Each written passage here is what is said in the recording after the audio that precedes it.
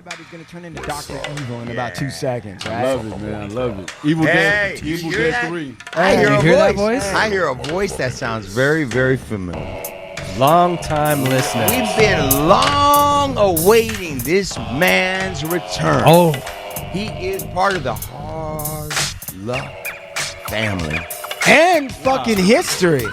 and history from reigning from the beautiful city of Santa Monica, California. Let's welcome back the big homie Diablo! Coming up out of the ground from the land of the slide, the slick, and the motherfucking wicked Diablo. Going down the block, slanging that rock, bumping that spot, straight chilling. 24-hour villain, making the killing. On the 1-6 block where the homies keep it hot. That's real. Come on. Come on. Getting shot. It all depends on who's out slanging rock, my homie Sana. Dude, that fucking video that you put that's with that shit, Diablo, that shit is fucking ill. That is a serious fucking video, bro. It's like zombies in fucking paradise or something, bro. It's like Los, is that what you say? Because you drop videos and shit. These listeners, my homeboy ain't new to this shit. He doing this shit way before the shit was even out. yeah, before But you were born. digital platform. Yeah, man. And tell me, is that thing seems to like pop up? That video seems to pop up everywhere. You say that's the most. That video is the one that's out there the most on you, or not? Probably, yeah, I think so, man. I think the visuals have a lot to do with it. You know, we live in a visual age, you know, because a lot of kids, like, they watch movies. Like my son, he likes music that, like, you know, because he saw a movie scene with it. It might be a Frank Sinatra song. It might be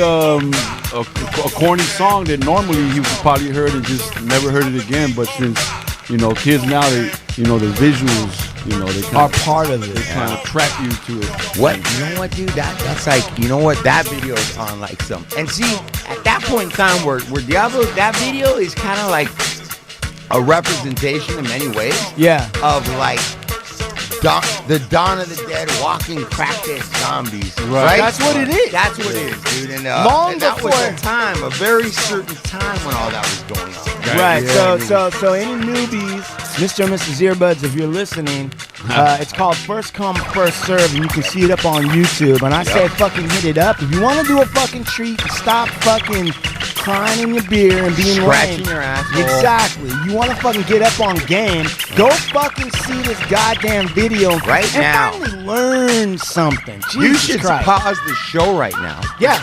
Go watch the video. Right. Listen to me. Watch the video. Right. Then come back. Right. And then you'll be kind of tuned in. You'll put a face to it. You know what it's like, bro? It's like 3D glasses. If you don't go see that video and listen now, you're only gonna hear this in 2D. Yeah. You go fucking listen to the thing, you're gonna get the depth perception. Yep. What was your... Wait. Before you go, just give a quick summary of your guys' backstory, just so we understand what the relationship between you and Diablo is. You know, true listeners now. Me and Diablo and me both come from the same city. We're both from the same, you know, hood in Santa Monica, man. Diablo is, when I say neighborhood superstar, well, I've told people that, you know. That's how I always saw him, man. Like, he was really about it, man. And I looked up to him growing up, and, you know, man, we ran from the same city, dude. And Los has had my back, dude, forever, man. Whether I was up, down, away, back, he been there, man. And that's And you guys homeboy. are still here. Yeah, and the thing is that like so much of what is popping and cracking and what they think is cool today, Yeah. it really wouldn't be what it is, at least not on this LA tip, if it weren't for people like one of them, my homeboy, who really lived that lifestyle, man. Was Like about criminals it. like me. Yeah. Yeah. Los, I'm happy man. to be a part of that, man. Thank And you. you are a Hey, part of dude, it. you know what, though? Now, I'm not just making this up for Go this. ahead. I'm not- Yeah, but, no. But, Los, you came in, bro. You lost some weight. You come in, you're like tan. You're like, you just seem clear, man. You just seem like you're on, are you like hanging out at the Glen Ivy Spa? Like, what the fuck are you doing, bro? Yoga? Is it your yoga? whole energy, though. Your whole energy, though. Oh, thank you, man. You can feel it, man. You know? Yeah, Absolutely, absolutely. I can I feel it, appreciate brother. that. Absolutely. Yeah, I lost about 30 pounds, man. I don't do nothing. I don't drink. I don't do nothing no more. I just stay focused. And Are you sometimes it takes, pain and loneliness and hurt and reflection on your life to really to make you say, hey, wait a minute, I need to start from scratch and just and just have that, breathe that air, man. I agree, man. And let me ask you I'm this: good. What was there a moment where that button got pushed for you, where you're like, you know what, I'm gonna turn around now? Yeah, I think abandonment. I feel ever since I was a little kid, I have been feeling abandoned. In my background, I grew up with like 7, 8 brothers and sisters, which were my cousins, but I didn't know that because I called my aunt Ama because I was raised in the same household until they left one day. They left me and my mother alone here in Los Angeles. Everyone went to El Paso. My cousin that I recently went to visit in Juarez, Mexico, he just got out of the feds doing 24 years, and he was saying, how sad he felt driving away from me, because we were really, really tight. He was like my favorite big brother, He was, so he said the last memory he has of me is riding my bike and not wanting to see them leave. So I was kind of in the alley riding my bike. They had to come get me to say goodbye to my grandma and everybody. Right. And they said that the last memory they had of me was me holding a rock and looking mad, like I wanted to break something, Yeah. And so, and then all that time in prison alone, no visits, nothing, 10 years, and then coming home.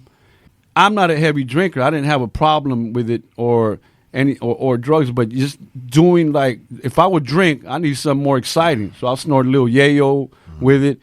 And it might only be once a week, but that's once a week too much, man, because you lose productivity, you lose time. Yeah. You wake up the next morning and it's like a false Holy Spirit upon you.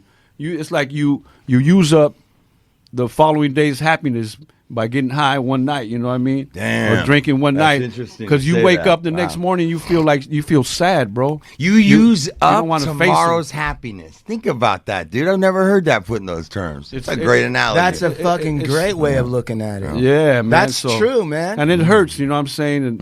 And I'm a guy that's had a lot of hurt in his life. So now, you know what I'm saying, like this, I have, the Bible says, I'm not no religious fanatic or nothing like that, but I do read the Bible here and there, and especially in prison. So there's a part that says something like God only gives you the spirit of joy. So fear and anger and all that other. Yeah, that's from the enemy, So I really feel when you use that, and as a matter of fact, they refer to drugs as pharmakia in the Bible, which is sorcery. So I feel like it's like a false Holy Spirit. The next morning you feel sad. You don't want to see nobody. You like you might feel like tired. You lose productivity when you can. I probably wouldn't have been here if I was partying last night and you guys invited me. You know what I mean? So it's just I think in Drugstore Cowboy, Matt Dillon sums it up something like for all the boredom that soberness brings, you get a lot more happiness. So. Believe it or not getting as much productivity out of creating music and my scratch mixes and stuff like that. Like, damn, I'm still working on this thing, man. You know what I mean? And why am I only motivated to work on it when I'm drinking or something? Right. Or snorting a little yayo, and then you know what I mean? Why do you know what I mean? So I felt like, man, if I was in prison, clear-minded, I'll be like, damn, I wish I was home fucking with the table, Fuck yeah. Or just listening to some good music. So, hey, man, so I said, fuck that, you know what I mean? It's time to get back on track and take your mind back to the innocence, when your only motivation was, to be creative. Yeah, I think that's right, because there's a Holy Spirit in creativity. Right. You know what I mean? Yeah. Then when you work on something, even if it's tough, or you're allowing yourself to bang your head against the wall on some creative issues, and then all of a sudden there's an epiphany, right? Yes, sir.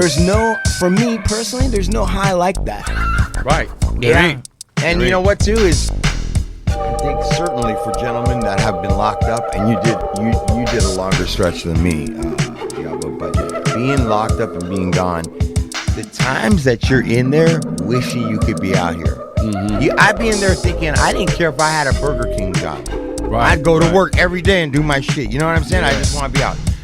And then when you get out here and you start struggling with bullshit, if you have a way that you can get your mind to get you back to that cell, the smell, taste, that feeling of that cell, I agree. You'll get gratitude. If you can really, really go there, then you'll realize that every second you have here, you're like fucking that shit off by not doing something. Steve, I agree, brother. Wait, on that, from your perspective and your experience, what you said what really happens to the mindset? Because what you said just rings true to me, which is like, when you're in there, you're like, fuck it, dude. If I had even a fat girlfriend, I'd be happy, right? What really happens where you lose that dog, that understanding, that feeling, that hunger, that gratitude? How long does it take? What's the usual pitfalls where you start forgetting that shit? You just start getting consumed. You forget, like an alcoholic forgets about his last drink. You slowly start moving away from that, and you start allowing other things to become important. But what part of you is the part that remembers that gets shouted down, and then what part of you is the part that stops listening? Like, is it your ego? Yeah, it's ego. It is ego. It's ego and it's gratitude. It's like finding no humility. You've now lost any type of humility. Desensitized because of the world and all the attractions around you. Like you're out. Like, at least for me and him, we're lucky to be out. Right. Because most guys like us and guys that have done way less stuff, right? Right. Aren't here right now, okay? Right. So I think for us, man, we should be able to like look at that, man, and like we're living on what we got is cake. We got cake. We got to experience that, but we're out, dude. And it's like, if you ain't, there's a million motherfuckers in there right now waiting in line, wish they had your life right now. Exactly, man. With all your fucking problems. The other thing, in the same way I look at it, what we're talking about, I also started looking at, okay, Diablo, when you might get stressed out on a fucking, a car note or an insurance bill or the rent.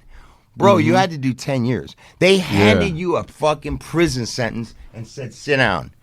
You made it through that and came out there. To what? You tell me, Diablo, what can they put in front of you to make you trip now?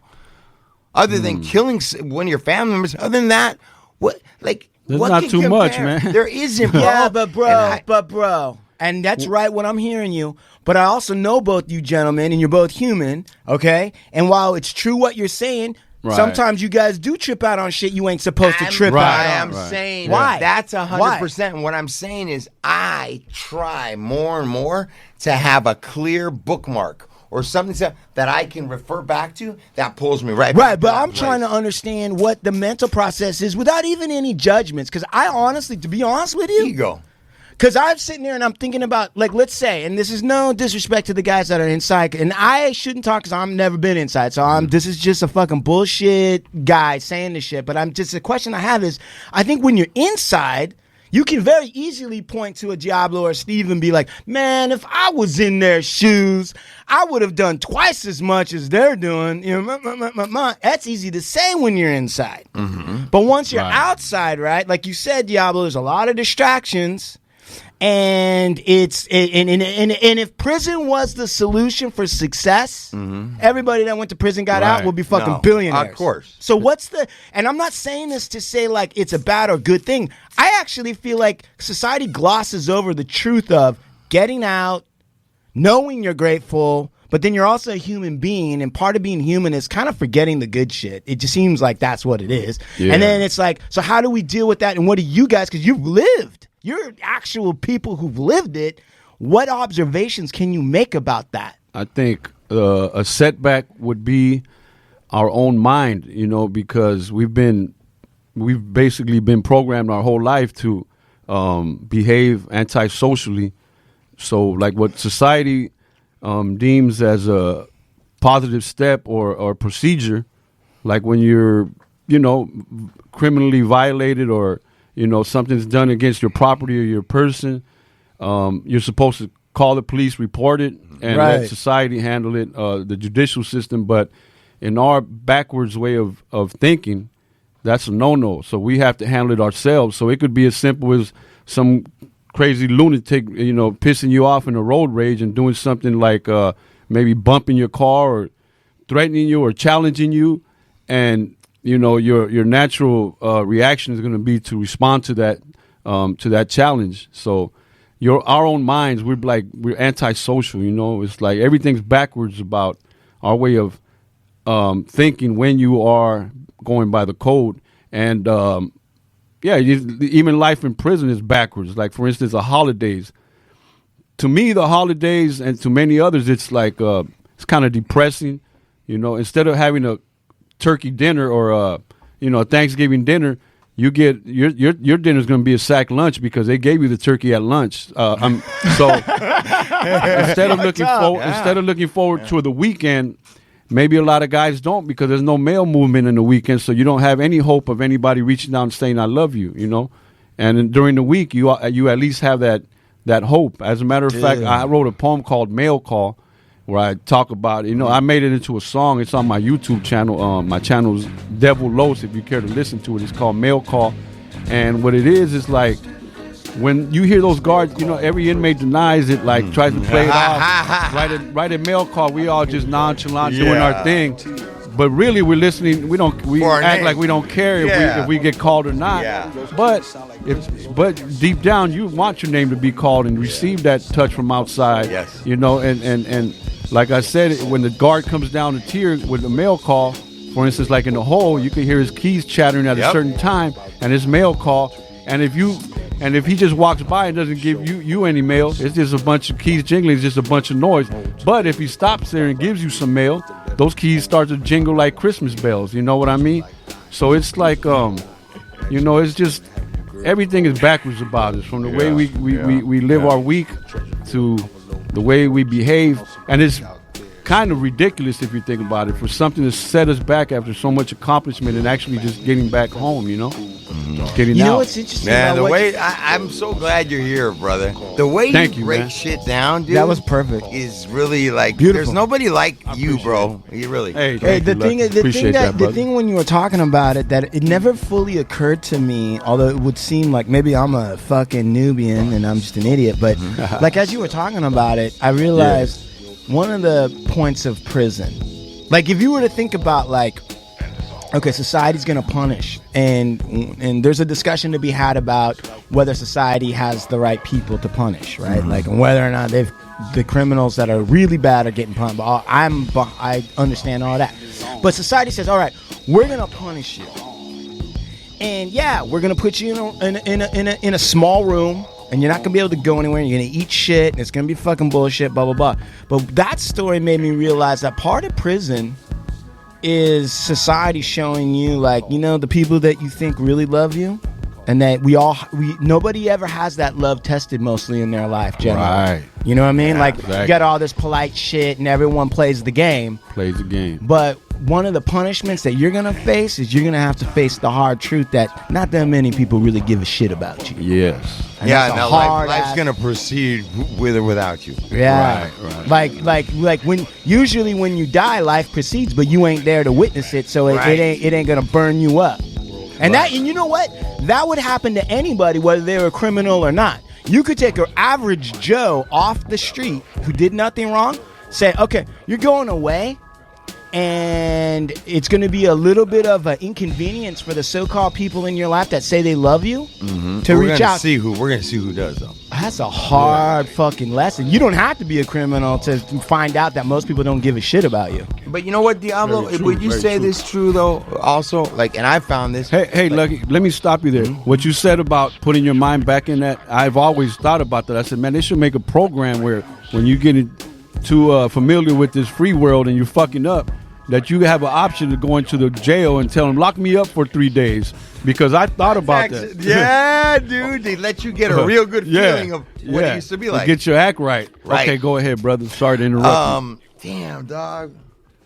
forgot what I was gonna say. Damn, I'm sorry. I It's always all do good. that. It's all good. Oh, I thought I was gonna say something. But yeah, man. It's about to get hot in this motherfucker. Yeah. Is it? Yeah, Diablo. I agree, dude. And those keys that you see, man, like it's hard to explain to somebody who hasn't been busted about like a certain time when you start hearing a door jiggling with keys, you know it's that time. Yeah. Or you're waiting for that one sound to hear the motherfucking the food trays, right? Yeah. Like bang against the wall. Right, You know right. they're coming to dinner. Or whatever it might be. Right. You're in especially like in the hole or in the cell, you're paying attention, dude, to the shadows, Everything. the sounds. You now, like, it's incredible what your brain does without your permission. Right. Right. Like, it starts In confinement. Dude, you start to see. You can see through. You can see what's going on. Right. Just by the way you hear. You can feel vibrations in the air Wow. and people's voices bouncing off of other things. So you can tell how far somebody is from you, what cell they're at. Dude, that's fucking Bruce Lee shit. But your body, your mind just starts to Do it. It starts to recalibrate things. Yeah. Okay, you can't be down there. Perfect. So now we're going to use all of our superpowers to get as much clarity as you can. Dude, Perfect. you know what's crazy about what you just said? Because like a lot of them, like Asian martial arts, they train motherfuckers years to get to that, right? Wow. And they call it energy, but it's what you say. It's all this unconscious picking up of details that is mapping out the world for you to know what's actually happening before your eyes can even tell you. I hear people like, I've heard, and I did some whole times, a few times, and I've heard people like, how did you not go crazy? Some people go crazy, and how could you be in a room? Yeah. And I was locked up for 24 hours, and I couldn't, I was like, and I started thinking about it. It's like, to me, I didn't really second guess it. It's just, you do what you got to do, and Yeah. But as I step back further and further from it, there are some effects and there are some shit like to that. Kind of like you might say to yourself when you were getting out, "Oh, I'm not fucking institutionalized." I know people are institutionalized, but, I'm Yeah. not. But then as you start to like kind of resettle back in, you start to realize I am a little off. Yeah. Like I am, you know. Have you found that through the years? I mean, it's been a while since you got out, but Yeah. I know what you mean. Say to look at the ocean from on top of a mountain or a street and be able to look all the way into, all the way down the street, like far, far, far. You know what I'm saying? Like to be able to see a mile, whatever the human vision allows, to where before your vision was compacted to walls, buildings, the prison gate. you didn't even have to and- focus. Your eyeballs didn't even need to focus. They didn't even have to exercise like that because you just everything's in front of. Think about that. Yeah, so Right. yeah, and you're right. People do hear stuff and they start to imagine things. Like I had a crazy ass neighbor, he in the cell next to me. He was a homie. He was a Southsider, troublemaker. He would always start problems. Like I think he was in the hole that time for starting a fight with a paisa over a piece of chicken that they stole, or a chicken that they both smuggled out of the kitchen because they both worked in the prison. Yeah. But this was like his second or third problem that he caused, where we were about to go into riot mode, and had to find a solution other than that. And he was now in the hole for beating up. He was a giant dude, but this guy, as big and powerful and strong as he was, his mind was kind of weak because after a few weeks, I remember he would tell me he would call me on my cell phone, which is an air vent. Yeah, right. He would talk to me and tell me, he would say, "Hey, Diablo." I said, "What's up, man?" And he said, "There's demons coming out of my mirror, homie." He said, "Cover up your mirror, homie, because there's demons coming out of there." And then one time he had a dream. He said he had a dream that some bird flew into his wife's bedroom window, and then that bird turned into this. He called him the ugly Cuban. There was some Cuban on the yard, and he referred to him as the ugly Cuban. He said that the bird turned into the ugly Cuban and fucked his wife. So now he was plotting to get back on the yard and kill this motherfucker. He said he was gonna stab him and shit. Because the dude, Wow. Fucked his wife. Hey, well, you know what? It's interesting that you talk about that because The mind is a terrible thing to waste. Yes. that's true. Because I was thinking about that, and your moniker, one of the handles you go by is Diablo. And you do talk a little bit about, that there is a dark side of spirituality or that spirit world or whatever. Have you experienced any of that? Like, have you, what about like with drugs and all that? Does that connect you with that dark side or what happens? You know what, man? I see these people on the streets, that are walking around having an argument or a conversation with something invisible. Right. And I'm like, man, that those motherfuckers are actually talking with something. Right. Because, like, for instance, one day I was at the beach playing my music, and this small woman, very, like, 5 feet, if anything, tall, was standing near me while I'm bumping my radio at the beach doing some push-ups. She kept getting closer to me, just staring at me. Something about her stare just, it just, like, I felt uncomfortable. Right. So then I moved away to another location, kept doing push-ups. And then she got close and she was looking at me. Now she's looking angry and mumbling something. Oh, man. And I tell this lady, I said, hey, get away from me. I tell this lady. And she says, she tells me, chinga tu madre, Carlos. She said, she was Hispanic. She said, vete a tu casa y juega con tu música. You know what I'm saying? Con tu aparato. She's telling me, go home and play with your new equipment, your musical equipment. And I'm like, what the hell? I don't know this woman, So I think they really communicate with some kind of spirits. Just like the Spaniards got to Mexico and they tried to threaten the natives, the Aztecs, that the horses would eat Indians, and that the dogs could read the Indians' minds. Right. If they didn't follow, the program, that they would let the horses eat them, basically, the Aztecs. And the Aztecs went and consulted with their gods. And a couple of days later, they came back and told the Spaniards, said, no, you lied. Those horses are just dumb animals. They don't eat Indians. And those dogs are dumb animals. They can't read our minds. He said, and you eat the same thing that we eat. Yeah, our gods have consulted with us and told us. So, hey, you know what I mean? It's very interesting, man. Well, going back to what you do, because I kind of, I'm gonna tell you straight up. I mean, this is just my own personal feeling. There is you're out there. My feeling about you, Diablo, is that you're an artist. Okay? Thank you, bro. And I'm not saying that to blow smoke up your ass. I'm actually saying it to, hopefully, maybe light some fires. Yes, sir. Because you're an artist to the extent that, Steve and I know Blue Eyes, like, we love your words. We love when you come on, we watch your videos. And some of it's funny. Like, some of it's kind of funny and comical, and you have a comical side. You gotta find joy in life, comedy in life. You gotta laugh at all this crazy shit. But the thing is that those videos you post, what's your IG handle for everyone who's listening? Devil Los 1700. So I'll tell you what, there's a lot of big titty bitches that I bypass their fucking videos, but when you post Streetwalker who's just like talking in the air or has a boner or whatever this weird thing, or directing traffic in the middle of fucking West Hollywood, whatever that is, right. I always check it out because I'm like, this is weird. Yeah, like, what's man. going on? That's crazy. And you're like one of the few people that seems to be, without anybody telling you to do it, no one's paying you. Right. It's like you're actually genuinely interested in revealing, like, this is what's going on. What is this? Well, I see a motherfucker that look like Charles Manson. I like to get my clown on. So, so we grew up bagging on each other, making fun. We were so poor, we would bag on each other for entertainment. That's what we did. And we got mighty good at it. So sometimes I just like to bag on life, so I see a lot of human beings committing like some strange behavior, like interests me because I like psychology. Right. And also because I'm a true believer in demon possession. When I was a pretty active gang member, and I committed some stuff that would be considered evil, I used to get a lot of episodes of this sleep paralysis, what they call it, but I call it demon possession, where I couldn't move and I was just frozen.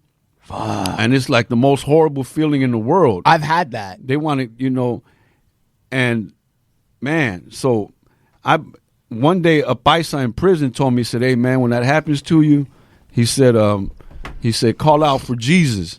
And when I invoked the name of Jesus, it seemed like whatever demon was putting pressure on my body, when I'm awake now, you know, I'm in that state between about to sleep but still awake, conscious, and your eyes are even open. Yes. When I invoked his name, it got mad at me. It was like choking me, you know, but it had to release me because the name is too powerful, you know. There was a rushing in my ears. It was like... I've heard of that. And I couldn't move, but I was awake. And I felt like I had to I'd say something. And I would try to talk, and I couldn't. Nope. I've had it happen like maybe 5 or 6 times.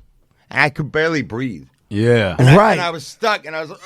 Yeah, and I would be like... Yeah. I've had it happen like 5 or 6 times. There's like some classical paintings that they have where they show, there's like some classical paintings I've come across where they have some sort of demon, like a little hobgoblin, little hobbit demon looking thing sitting on a woman's chest while she's sleeping. Succubus. Like, yeah. Succubus. She probably Blue Eyes, you've Succubus. Yeah. Hey, Blue Eyes, you've never had like a sleep paralysis thing? Yeah. No. It is scary, dude. It is scary, dying, bro. It's a very personal thing. I never felt like good about it ever. Every time that it's happened, and I've always felt an overwhelming sense of dread and fear when it happens. Exactly. Yeah. That's true. Yeah. That's from the enemy. I mean, you could call it the enemy. I don't know what it is because I never saw anything. I definitely was stuck, and I definitely felt dread. Well, what you're saying is not the same. Happen, but that's not the same thing as wrestling. No, the wrestling thing was something else. Yeah, what was that? I'd been up for a while on meth, and where were you? At my mom's house. Okay. And I was in the room, and I was reaching to go pull a window in. I was going to go turn the thing so the window closed in. Right. Curtains. And fucking I felt something grab me. Oh, through shit. The curtains. On your wrist. On my wrist, dude. And I was like wrestling with this thing, man. Like, could you see it? I couldn't see it. It's incredible. It was physically grabbing me, and I was like trying to pull me, and I was trying to. Was it strong? With it. Yeah, it was strong, but it was only for fucking like 5 seconds. What did you do after that? I tripped before. I was like, what the fuck? I went outside. I was like, fucking. I was like, I just couldn't understand. At first, I thought there had to have been somebody there, but there was nobody there at all. And then I'm looking at like the way the windows are. Right. There's nobody. Somebody could have been standing there doing that. I was hanging out with this with this buddy of mine, and he was tripping. He had like $200-$300 worth of dope in his hand. Crack in the form of no, this was actually just blow. And he did some big ass lines. And then a little while later, I'm looking for him, and he's in the restroom with the shit right over the toilet bowl saying, hey, they're coming in through the window. Right, I said, right, who? right. He said, they're coming in through the window. He's about to flush it, and I'm telling him, I said, man, there ain't nobody there. And he'd be like, they're behind. I said, man, there's nobody there. Nobody that's made out of flesh and blood. I said, there's something there, all right, but it's not of this world. This is a spiritual battle you're suffering from, homie. You know what I mean? So you don't got to flush that dope. They ain't gonna arrest you. Yeah. So yeah.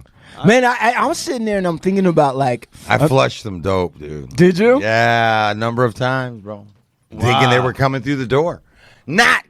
Let me be clear. Not like fucking quantities of fuck like that. I'm saying personal use stuff. You know? No. At times I'd been up just too long, and I thought they were coming in through the door, and I flushed it.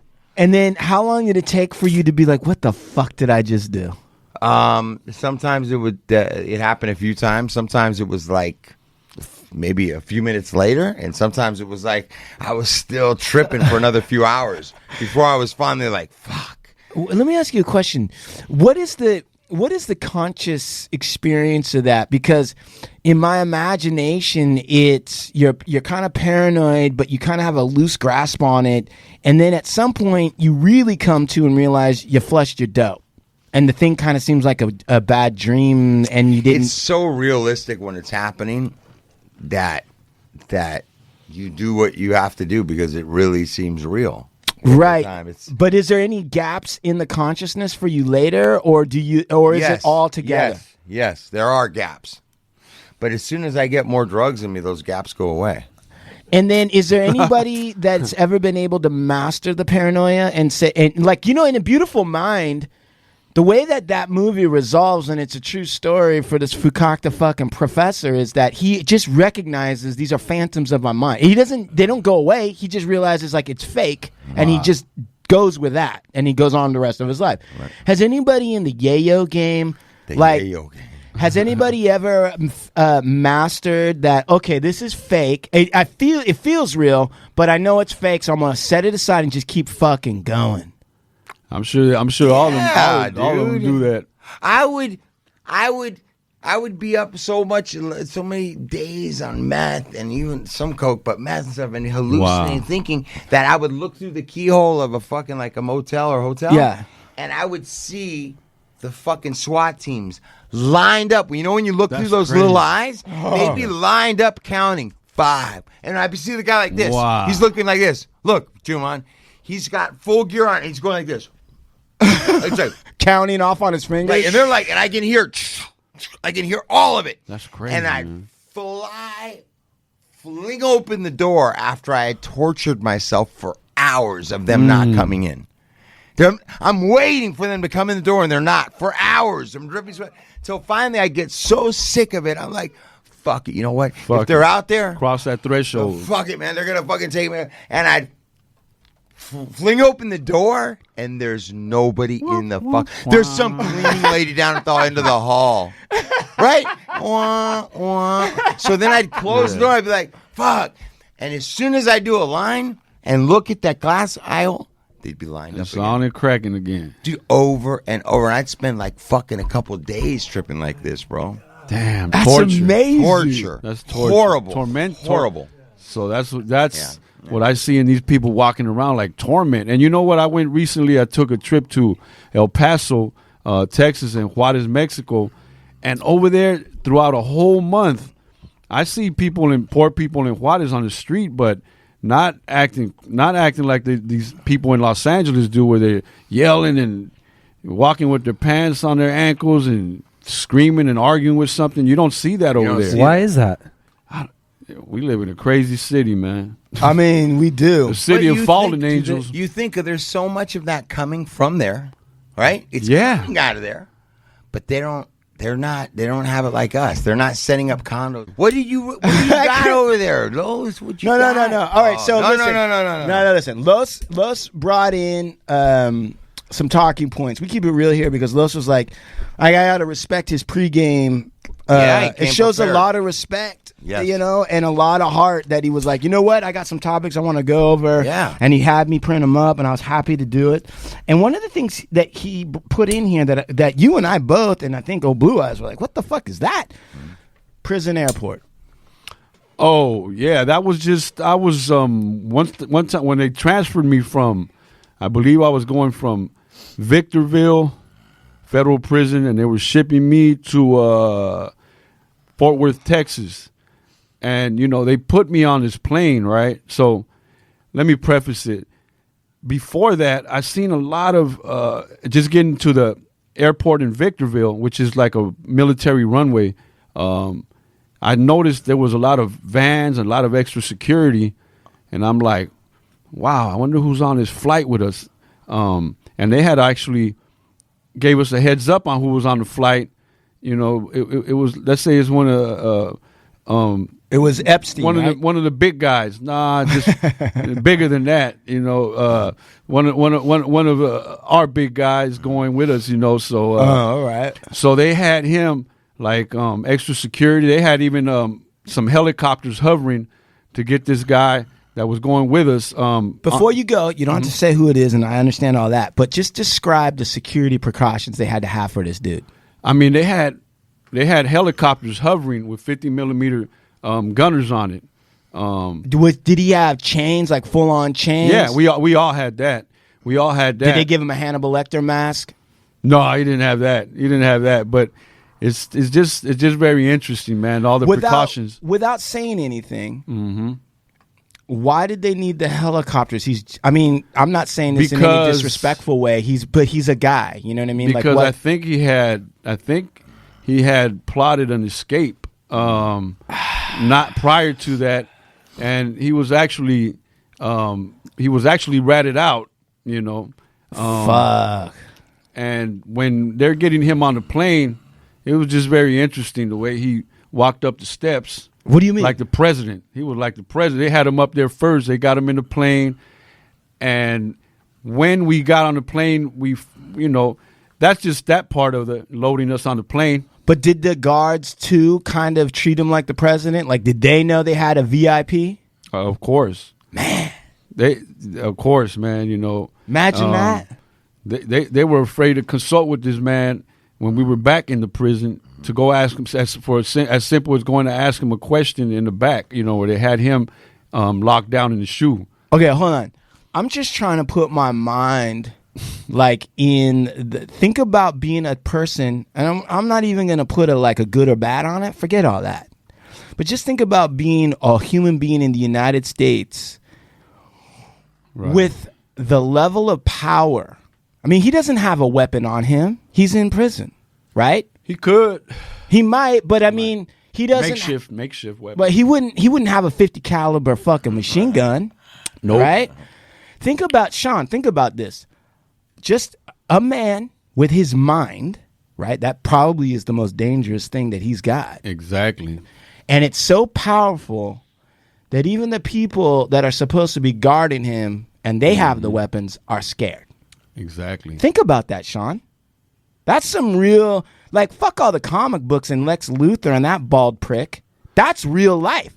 Yeah, for instance, there was a couple of guys on the yard, that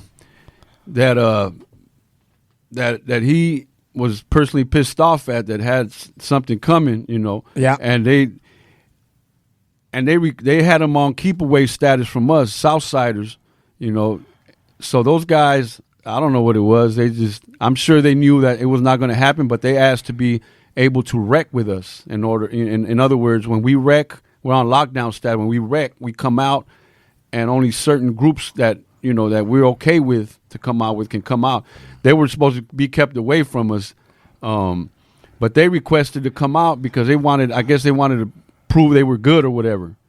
But we would have ate them up like piranhas, man. We're the mighty South Side, man. So that wasn't happening. They weren't going to let them out. So a guard had a question, wanted to ask the guy that had our block if it would be okay to let them out.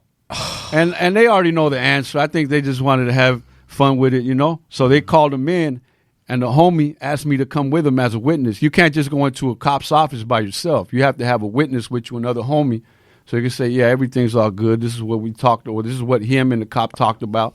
So the cop asked him, is it okay to let these two dudes out with you guys to wreck?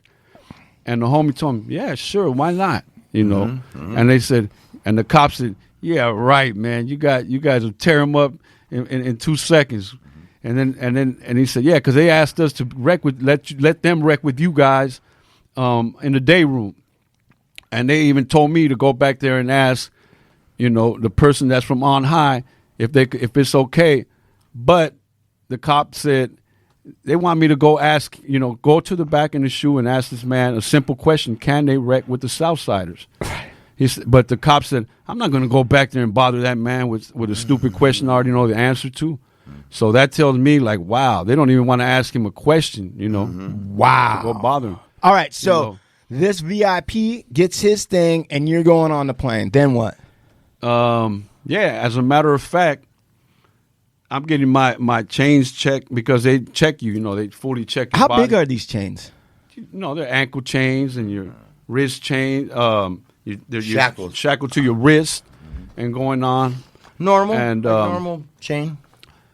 And so we get on the plane and we fly. We flew, I think, to Colorado from Victorville to get to. I'm thinking I'm going straight to Texas because they were transferring me to a federal prison in Texas, Fort Worth, FCI. And right. So, but it made a few stops around the country. I think we went to Colorado. Was it a Southwest flight? It was Con Air. It's actually referred to as Con Air, which I was amazed. I thought it was just a movie. Right. And they do use those old-ass airplanes. They do. I was like a window seat where I could see the wing, and they had duct tape around one portion of the damn wing. And I'm like, damn, man, 'cause I'm afraid of heights. You know, I'm not afraid to fly. I'm just afraid to die, man. Right. So I was like, what the fuck? That shit's duct taped, homie. Look. So in the air, that part of the wing was like flapping up and down like a little panel of it, you know, like a pretty large sized panel. I'm like, wow. And then I'm more paranoid because I'm all shackled up. And to top it off, I wasn't even feeling too good because the night before I had a cellie from 18th Street, and me and him went to go. They let us out to go shower, you know. And at this time, we're like in a state of, you know, battle readiness. Well, we always are, but it just a lot of stuff was going on at that time in Victorville. So when we went to shower, the cop went in there and searched our cell. He found our knives. He found some pruno that the homie was making. And when we got back into the cell after our shower, because they let you out 2 at a time, you know. When we got back in the cell and getting changed up and stuff, the homie tells me, he said, "Hey, Diablo, they found the shanks, man." I said, "Really? Damn." So he like, "The pruno's still here?" And I said, "Really?" And right when he said that, the cop came to the door, big ass CO, and he knocks on the window. He says, "Hey, man, I found you guys' knives." And we look at him. I said, "What knives? We don't got no. What knives you talking about? We don't know nothing about no knives." And he said, "It's all good, man. I'm not going to report these. I'm just going to take these home from my collection." And he says, "You Southsiders are some good craftsmen." And then he tells us, "I left you guys your pruno though," and he walks away. So then the homie's like, "Man, let's drink this shit." I said, "Why? It's not ready. It's only been there like a night or 2 nights. You know, you got to leave it for a while. I'm not no pruno chemist, but I know it wasn't good enough yet. It wasn't ready." Yeah. But he wants to drink it because he thinks they're going to come back and take it. So we drank that shit. I don't even drink, but I was leaving, so I was like, "Fuck it, I'll have a drink with the homie." So, yeah, I didn't drink. I don't smoke weed, nothing in prison, man. You know, the fuck I'm going to celebrate in there, you know? Another day of loneliness. So yeah, but if he's gonna take it, you might as well strike while the iron's hot. Yeah, I just drank it for, you know, medicinal posterity, whatever you might call it. Legacy. Because I was leaving. I was leaving. Yeah, we got loaded. You know what I mean? We danced around in there a little bit. So then on the next day on the plane, I'm feeling like shit because that shit is still cooking in my stomach. Oh yeah, and I'm feeling like garbage. You know? Can you take a shit on that plane? No. Yeah, on yourself. Yeah. You can go freestyle, but I don't know how happy. You go free willy. I don't know how happy the other guys will be. Yeah, right. But you know, we landed finally in Oklahoma, and I'm telling the homie, I said, "Hey man, is this where we go? You know, is this Fort Worth?" He's like, "Nah, this is Oklahoma, homie." And I said, "Okay, so what are they gonna do? They're gonna get us off this airplane here and then bus us to Texas?" He's like, "No, we're gonna stay here tonight." I said, "Stay where? Where are they going to house us at?" He says, "We're going to stay inside of there." And I'm saying, "Man, I'm looking at a big building, an airport. I'm seeing planes everywhere." I'm saying, like a hangar? No, like an airport. Like an airport. Like John Wayne. Like, I could be an airport from a small town or something. You know? And I'm like, I'm Burbank. Like, where are they going to house us? And he said, "In there." I said, "That's an airport." He said, "Bingo, that's where they're going to house us at." I said, "They got cells in there." He said, "That whole thing is a prison. It's called the Oklahoma Transfer Center." And when we went in there, I was like shocked. It was like I was in L.A. County. They got wall-to-wall inmates walking in unison in lines going this way and that way, and it's just like, wow. I said, these motherfuckers got jailing motherfuckers, imprisoning motherfuckers down to a science, man. You know? Damn. These motherfuckers ain't playing, so. Did you pull up pictures of it? I'm pulling it up right now. Yeah, so it was pretty interesting. And then in there we had to handle some business, man. That shit, them politics never leave you, man. I was happy to get out of Victorville because it was such a violent place, you know? Man. And just that living that way, man, it takes a toll on you, you know what I mean? You know, being in the hole, knowing that in 2 or 3 days they're going to unlock those cells after you've had a riot, you know what I mean? After there's been a riot between us, for instance, it might have been the blacks or the northerners. Listen, I don't mean to apologize. That's all good. Federal transfer Center, FTC, Oklahoma City, is a United States federal prison for male and female inmates. This is on Wiki for Mr. and Mrs. Earbuds if they want to do their own fucking research. Female inmates. In Oklahoma City, it's operated by the Federal Bureau of Prisons. It houses offenders, parole violators who have yet to be assigned to a permanent prison facility. So that's what Los is talking about. Most of those that go in there will come out, and it's located right next to Will Rogers World Airport.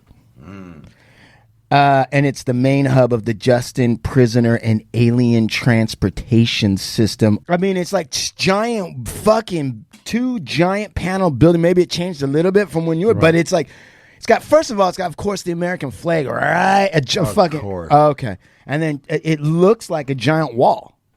2-panel wall with just, and I'm talking, it looks like it's about 20-something stories tall.